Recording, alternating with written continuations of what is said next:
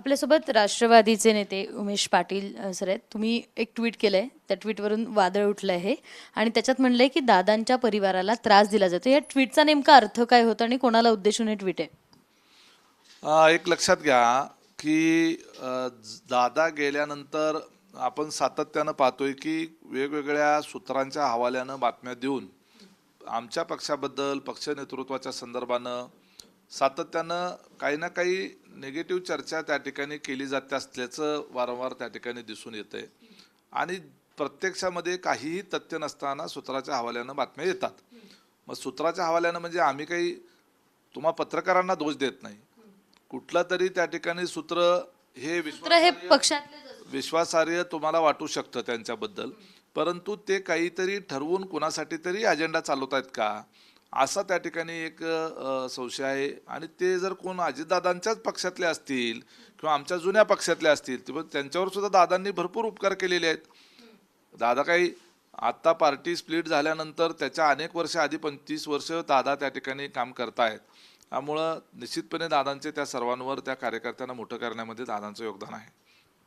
आणि मग असे कार्यकर्ते ज्या वेळेला असं कोण वागत असेल तर ते वहिनींच्या संदर्भामध्ये आज त्यांच्यावर जो कोसळलेला दुःखाचा डोंगर आहे हे लक्षात घेऊन संवेदनशीलपणे आपण त्या ठिकाणी भावना आपली असली पाहिजे आणि अशा पद्धतीनं त्रास देण्याचं काम, मानसिक त्रास देण्याचं काम, खोट्या बातम्या पुरवण्याचं काम, अजेंडा चालवण्याचं काम हे केलं नाही पाहिजे. जर कोण करत असतील तर त्यांनी आत्मचिंतन केलं पाहिजे. थोडी तरी त्या ठिकाणी आपण संवेदनशीलता ठेवली पाहिजे. कोण आहेत ही लोक जी बातम्या पेरतायत, मानसिक त्रास देत आहेत? अजित पवारांवरचं प्रेम जे आधी होतं ते आता थोडंसं सुकं झालेलं दिसतंय. कोण वाटतंय तुम्हाला? ज्यांचं अजितदादांवर मनापासून आधीपासून प्रेम आहे त्यांच्या परिवारावर देखील तसंच प्रेम असणार आहे. आणि जर आज त्यांचं प्रेम राहिलं नसेल तर ते अजितदादांवर सुद्धा ते नसणार आहे, ते मतलबी प्रेम असणार आहे. हे त्या ठिकाणी स्पष्ट करण्याचा प्रयत्न मी माझ्या ट्विटमधून केलेला आहे. तुम्ही जे विचारताय की कोण असतील ते, तर ते कुणी असू शकतात. अनेक काळापासून आपण पाहतो की हितशत्रू हे प्रत्येक व्यवस्थेमध्ये, प्रत्येक संस्थेमध्ये, प्रत्येक काळामध्ये ते असतात. अगदी शिवाजी महाराजांच्या काळापासून कुटुंबापासून हितशत्रू त्या ठिकाणी असतात आपण पाहिलं. आणि संभाजी महाराजांच्या काळापासून जेव्हा आपण कुठेही देशाच्या इतिहासात कुठे जरी बघितलं तर सगळीकडे हितशत्रू असतात. तर त्या पद्धतीनं ह्या सगळ्या गोष्टी घडतात. कुणीतरी हितशत्रूच आहेत ते अशा पद्धतीनं पक्षातले ते असू शकतात आणि आमच्या आधीच्या पक्षातले असू शकतात, विरोधी पक्षातले असू शकतात. आमचं सेक्युलर पार्टी आहे, आमची सेक्युलर विचारधारा असलेला आणि आम्हाला मानणारा जो मतदार आहे तो आपल्याकडे खेचण्याच्या करता म्हणून काही आमच्या पक्षाबद्दल संभ्रम निर्माण करायचे, संशय निर्माण करायचा, डिस्टर्बन्स निर्माण करायचा, याच्याकरता कदाचित विरोधी पक्षातलेही लोक काही कारस्थानं करत असू शकतात. तुमचा नेमका डाऊट कोणावर आहे? कारण एवढं सगळं मोठं ट्विट करतायत, पोस्ट करतायत, त्यामुळे एक कोणतरी टार्गेट असेल किंवा एक काहीतरी डाऊट असेल. अजिबात तसं नाही आहे. एकावर कोणावर माझा डाऊट आहे किंवा अशातला भाग नाही. हे मी तुम्हाला सांगितलं की हे सगळीकडे असतं. हे काही कुठल्या पक्षाला नवीन नाही, कुठल्या कुटुंबाला, परिवाराला नवीन नसतं. तुमच्या आमच्या सगळ्यांच्या बाबतीमध्ये अवतीभोवती ह्या सगळ्या गोष्टी घडत असतात. तुमच्या न्यूज चॅनलच्या अंतर्गत सुद्धा अशा पद्धतीच्या कुरघोड्या, कारस्थानं, हितशत्रू, माहिती खोटी पुरवणं, एखाद्याबद्दल गैरसमज निर्माण करणं हे तुमच्या चॅनलच्या अंतर्गत पण चालतं. म्हणून मी म्हटलं की सर्व व्यवस्थेमध्ये हे घडत असतं. त्यामुळे आम्हालाही काही त्याचं नवीन नाही आहे. पण दादांच्या माघारी आपण सगळेजण दादांवर एवढं जीवापाड प्रेम करतो तर दादांच्या माघारी त्या कुटुंबाच्या प्रती एक संवेदनशीलता ठेवली पाहिजे अशी त्या ट्विटच्या मागची भावना आहे. रुपाली ठोंबरे ज्या तुमच्याच पक्षाच्या नेत्या आहेत त्यांनीच सांगितलं की सुनील तटकरेंचा राजीनामा घेतला पाहिजे किंवा त्यांनी स्वखुशीने राजीनामा दिला पाहिजे. कारण मागच्या काही दिवसांपासून त्याच्यावरची नाराजी आहे आणि प्रफुल्ल पटेलांवरची जी नाराजी आहे, तुमच्या अंतर्गत वादातले ते सगळं एक एक गोष्टी समोर येत आहे. रुपाली ठोंबरे काय म्हणाल्या याच्या संदर्भानं मी उत्तर द्यायला त्या ठिकाणी बांधील नाही. अंतर्गत वाद आणि हे सगळं त्यांचं ते व्यक्तिगत मत असू शकतं. अजिबात तसं नाही. अनेक पक्षातल्या अनेक नेत्यांनी अजितदादांच्या खांद्याला खांदा लावून त्या ठिकाणी ताकदीनं दादांना साथ देण्याचं काम केलेलं आहे. त्यामुळे त्याची जाणीव ही 100% पक्ष नेतृत्वाला त्याची असते. आदरणीय प्रफुल्लभाई पटेल असतील, सुनील तटकरे साहेब असतील, छगन भुजबळ साहेब असतील, आमचे दिलीपराव वळसे पाटील साहेब असतील, त्याच्यानंतर दत्तामा भरणे असतील, संजय बनसोडे असतील, धनंजय मुंडे असतील, झिरवळ साहेब असतील, मुश्रीफ साहेब असतील, असे अनेक मान्यवर लोक जे आहेत यांनी आणि त्याचबरोबर हजारो कार्यकर्त्यांनी आणि अनेक इतर नेत्यांनी अजितदादांना त्यांच्या निर्णयाच्या पाठीमागे साथ दिलेली आहे. अर्थात त्यांच्या साथीमुळेच हा पक्ष जो आहे तो अजितदादा राज्यभर त्या ठिकाणी मोठा करू शकले, पुन्हा सत्तेमध्ये आणू शकले. त्यामुळे या सगळ्यांची जाणीव त्या ठिकाणी आपण ठेवावी लागते. प्रत्येकाचं योगदान कमी जास्त प्रमाणामध्ये या पक्षाला मोठं करण्यामध्ये असतं आणि ती जाणीव ही पक्ष आणि पक्ष नेतृत्व सातत्यानं ठेवत असतो. त्यामुळं आणि पक्षामध्ये पदं वगैरे ही सगळं जे आहे ती निरंतर प्रक्रिया आहे. कालच आमच्या पक्षामध्ये युवकांचा अध्यक्ष, महिला अध्यक्ष, युवती अध्यक्ष, विद्यार्थी अध्यक्ष हे नव्यानं नेमले गेले. अशा पद्धतीच्या नियुक्त्या ज्या आहेत ही निरंतर प्रक्रिया आहे.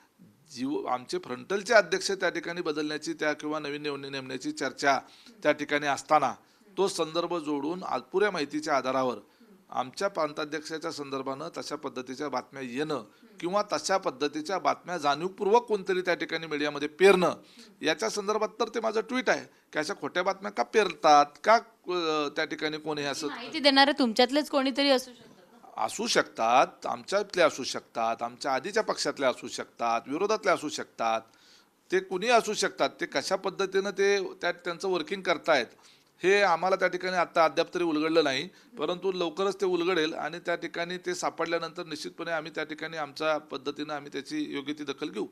त्यांच्यावर काय कारवाई करण पक्षश्रेष्ठी म्हणून किंवा पक्षश्रेष्ठींना काही आवाहन करून?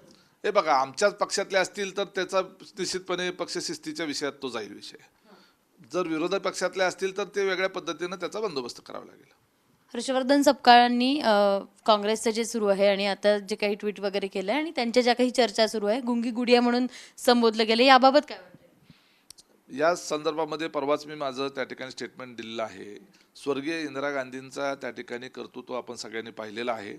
एका देशाचे 2 तुकडे करून पाकिस्तानला त्या ठिकाणी बांगलादेश निर्मिती करून आपल्या शत्रू देशाचे 2 तुकडे करणाऱ्या खंबीर अशा पद्धतीच्या त्या नेत्या त्यांनी कर्तृत्व दाखवलं. सोनिया गांधी आज काँग्रेस पक्षाच्या नेत्या आहेत. त्यांनी त्यांच्या पक्षाची धुरा हातात घेतल्यानंतर या देशामध्ये 2दा त्यांचं सरकार आणून आणि देशाचा पंतप्रधान डॉक्टर मनमोहन सिंग यांच्यासारखा अर्थतज्ञ त्यांनी पंतप्रधान त्या ठिकाणी देशाला दिला. आणि प्रियांका गांधी आज त्यांच्या पक्षाचं संसदेमध्ये नेतृत्व करतात. आणि अशा वेळेला महिलांच्या संदर्भानं अशा पद्धतीनं दुःखामध्ये असलेल्या आणि अजून अजितदादा जाऊन 6 महिने झालेले नसताना एकेकाळी त्याच पक्षाबरोबर सरकारमध्ये आपण 14 वर्ष त्यांच्याबरोबर होतो, त्यावेळेला ज्यावेळेला अजितदादा उपमुख्यमंत्री होते त्यावेळेला कोण सपकाळ हे महाराष्ट्राला माहितीही नव्हतं. काँग्रेसनं आशीर्वाद दिल्यानंतर त्यांना ते महाराष्ट्राला माहिती झाले. शोधायला लागलं की कोण आहेत हे सपकाळ, अशा पद्धतीचं शोधावं लागलं. त्यामुळं मेहरबानीवर पदं मिळालेल्या नेत्यांची गोष्ट वेगळी आणि कर्तृत्वानं मोठ्या झालेल्या नेत्यांची गोष्ट वेगळी. आणि आपण त्या लोकनेता असलेल्या अजितदादांच्या कुटुंबाच्या आणि त्यांच्या पत्नीच्या संदर्भानं ज्यांनी त्या महिलेनं जबाबदारी घेतलेली आहे त्याच्या संदर्भामध्ये कौतुक त्या ठिकाणी करायला पाहिजे, उलट पाठिंबा द्यायला पाहिजे आणि त्यांना अवधी वेळ दिला पाहिजे. ह्याच्याऐवजी त्यांच्या संदर्भानं गुंगी गुडिया अशा पद्धतीचा शब्दप्रयोग करणं हा महिलांचा आणि तमाम सार्वजनिक जीवनामध्ये कर्तृत्व गाजवू पाहणाऱ्या काम करणाऱ्या सार्वजनिक जीवनातल्या महिलांच्या संदर्भातलं एक आकस किंवा वेगळा हीन पद्धतीचा दृष्टिकोन ठेवून केलेलं ते वक्तव्य आहे. पक्षात जर मागच्या काही दिवसांपासून बघितलं तर सुनेत्रा पवार वेगळ्या दिसत आहेत, सुनील तटकरे आणि प्रफुल्ल पटेल हे वेगळे दिसत आहेत. वेगळ्यांचे वेगवेगळे काही मतभेद आहेत का किंवा काही वेगळं जमत नाही, काही पक्षात आलबेल आहे की नाही आहे, नेमकं काय? पक्षामध्ये अतिशय सगळं व्यवस्थित चाललेलं आहे. राज्यस्तरावर आदरणीय सुनील तटकरे साहेबांच्या नेतृत्वामध्ये आणि देशाच्या पातळीवर त्या ठिकाणी प्रफुल्लभाई असतील किंवा सुनील वहिनींच्या नेतृत्वामध्ये, पारदादांच्या नेतृत्वामध्ये त्या ठिकाणी पक्ष संघटनेचे काम आणि पक्षांतर्गत विषय अतिशय सामोपचारानं व्यवस्थितपणे एकमेकांशी चर्चा करून त्या ठिकाणी निर्णय घेतले जात आहेत. संवाद अतिशय व्यवस्थित आहे आणि माझं जे ट्विट आहे हे सगळं व्यवस्थित चालू असताना, पक्षाच्या बैठका वेळेवर होत असताना, आमदारांच्या संदर्भातल्या बैठका वेळेवर होत असताना, एक मुख्य आमदारांचा संपूर्ण पाठिंबा वहिनींच्या बरोबर वहिनींच्या सोबत असताना, कार्यकर्त्यांचे मध्ये त्यामध्ये संभ्रम निर्माण करण्याचं काम खोट्या बातम्या पुरवून आणि त्या वेगळं नॅरेटिव्ह तयार करण्याचा जो प्रयत्न केला जातो त्याच्याच संदर्भानं मी ते ट्विट केलं आणि संबंधितांनी किमान संवेदनशीलता ठेवली पाहिजे अशी अपेक्षा व्यक्त केली. पक्षात 2 गट दिसत आहेत, एक सुनेत्रा पवारांना सगळं मानणारा, त्यांचा शब्द मानणारा, दुसरे सुनील तटकरे आणि प्रफुल्ल पटेल यांना मानणारा. सुनील तटकरेंच्या बाबत आणि प्रफुल्ल पटेल यांच्या बाबत अनेक जण कार्यकर्ते असू देत किंवा नेते मंडळी नाराजी व्यक्त करताना तुमची त्यांच्यावर नाराजी आहे. तुम्हाला काय वाटतं त्यांची कार्यपद्धती बघून? हे पहा, मी मगाशीच सांगितलं की या पक्षाला मोठं करण्यामध्ये आणि अजितदादाच्या पाठीशी खंबीरपणे उभं राहण्यामध्ये या सगळ्यांचं अतिशय महत्त्वपूर्ण योगदान आहे. त्यांनी कुठलाही नेता, कुठलाही जो आहे नेता त्या सहकाऱ्यांच्या आणि कार्यकर्त्याच्या ताकदीच्या जोरावर मोठा होत असतो. आणि पक्षामध्ये जे तुम्ही म्हणता की 2 गट आहेत आणि अमुक, हे अजिबात काही खरं नाही. त्याच्यामध्ये काहीही तथ्य नाही. पक्ष हा सामूहिक जबाबदारीतून चाललेला असतो आणि सामूहिक जबाबदारीनेच तो चाललेला आहे. सामूहिक निर्णय प्रक्रियेतूनच पक्षाची वाटचाल होत असते आणि आमच्या पक्षाची तशीच चालू आहे. तुम्हाला सुनील तटकरे आणि यांची कार्यपद्धती आवडती आता सध्या पक्षात जे चाललंय, पक्षाचे जे काही निर्णय होते त्याच्या संदर्भात? का आवडू नये? त्यांच्या नेतृत्वामध्ये आम्ही सगळेजण काम करतो आणि त्या ठिकाणी त्यांच्या नेतृत्वामध्ये अजितदादांच्या खंबीर त्या ठिकाणी नेतृत्वामध्ये संपूर्ण महाराष्ट्रभर त्या ठिकाणी पक्षाची सत्ता आणण्याच्या करता ज्यांनी ज्यांनी काम केलं. सुनील तटकरे साहेब काही पहिल्यांदा प्रदेशाध्यक्ष नाही झालेले, माझ्या माहितीप्रमाणे 3ऱ्यांदा झाले. मी तर पूर्ण ज्या वेळेला सुरुवातीला भुजबळ साहेब असतील, त्याच्यानंतर गुजराती साहेब असतील, बबनराव पाचपुते असतील, आर आबा असतील, पिचड साहेब असतील आणि त्याच्यानंतर पुन्हा तटकरे साहेब, त्याच्यानंतर भास्कर जाधव असतील, पुन्हा तटकरे साहेब, पुन्हा जयंत पाटील साहेब, पुन्हा तटकरे साहेब, अशा पद्धतीनं एवढ्या प्रदेशाध्यक्षांबरोबर मी स्वतः काम केलेलं आहे. त्यामुळं सगळ्यांचंच योगदान जे आहे ते त्या त्या काळानुसार ते अत्यंत महत्त्वपूर्ण आणि कर्तृत्ववान पद्धतीचं राहिलेलं आहे. आणि लोकांमधून निवडून आलेल्या नेतृत्वाला जनमानसातनं विश्वास त्यांच्यावर असतो, म्हणूनच लोक त्यांना पाठिंबा देतात आणि अशा पद्धतीच्या नेत्यांनी हा पक्ष वाढवला आहे, मोठा केलेला आहे. त्यामुळं आवड निवड हा जो पार्ट असतो तो पक्षाच्या संदर्भानं जे नेता पक्षाला पुढे घेऊन जातो त्याच्या संदर्भानं त्या ठिकाणी आम्ही कार्यकर्ते येतो त्याच्या पाठीशी खंबीरपणे उभे असतो. परंतु ह्या महाराष्ट्रामध्ये अजितदादाच्या कुटुंबावर आणि अजितदादांच्या विचारावर प्रेम करणारा, पूर्वी पवारसाहेबांच्या विचारावर प्रेम करणारा एक मतदार वर्ग आहे आणि त्याच कुटुंबाच्या भोवती हा सगळा मतदार जो आहे तो केंद्रित झालेला असतो. आणि अर्थात सगळे जे पवार कुटुंबाला साथ देणारे जे नेते आहेत त्यांचं त्याबरोबर आपापल्या स्तरावर योगदान असलं तरी सगळ्याचा सामूहिक विचार जो आहे तो पवार कुटुंबाच्या संदर्भानं केंद्रित झालेला त्या ठिकाणी असतो.